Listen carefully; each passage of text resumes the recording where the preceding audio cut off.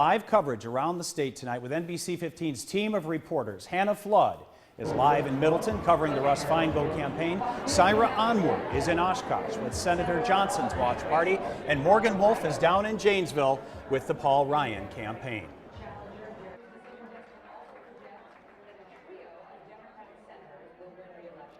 John and Lane, lots of cheers and excitement tonight in Senator Johnson's hometown as results continue to roll in the incumbent senator's favor. Now, early in the night, there was a lot of talk about Johnson being behind in the latest polls and how the campaign was reacting to it. Now, tonight I spoke with Senator Johnson's communications director, who said the incoming results just show what the campaign already knew. We were glad to see, a lot of what we knew to be going on in the race validated. Our information had always shown the race tighter than public polling was showing. We knew that the race was moving in the right direction, and the reason for that is we were getting the word out on Ron's message.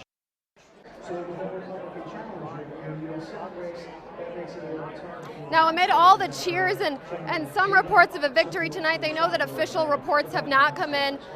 There is no kind of final result to this, so people aren't really celebrating as hard as they might later if this ends up being a victory for Senator Ron Johnson. Reporting live in Oshkosh, I'm Saira Anwer. We'll send it over to Middleton with Hannah Flood.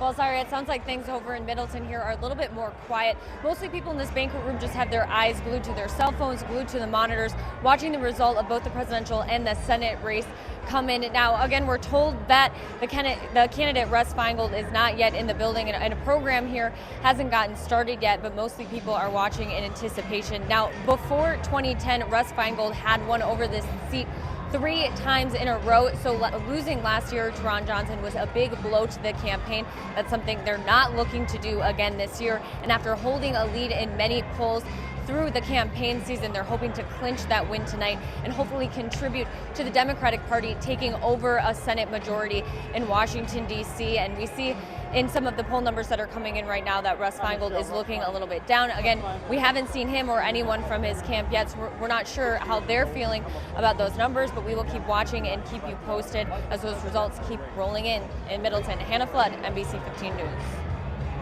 Hannah, Saira, thanks. A quick reminder, we have election results at the bottom of your screen for statewide election results and a full list on the front page of NBC15.com. Our political analyst, Scott Ross, Executive Director of One Wisconsin Now, and Bill McCoshen, Managing Partner of Capital Consultants, have been with us all night watching the results come in. Let's talk about this U.S. Senate race. Fox News called it. We're still waiting on NBC News. It sounds like you guys have some insider information on this one.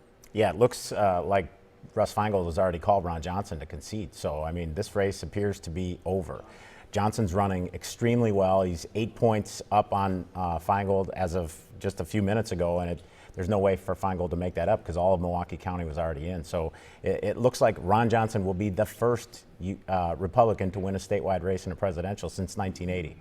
And you would agree with this? Yeah, I mean, it looks like even with the most of Madison being out, it's going to be very tough for Feingold to overtake Johnson at this point. So.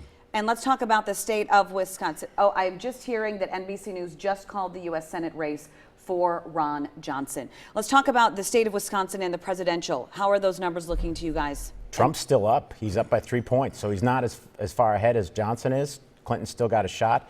Trump is underperforming Johnson in the key southeast Wisconsin areas. That may prevent him from winning here, but it's still possible for him to win because he's getting extraordinary numbers in all the rural areas of the state. Yeah, things like he won Door County, a place that Obama won by I think 10 points.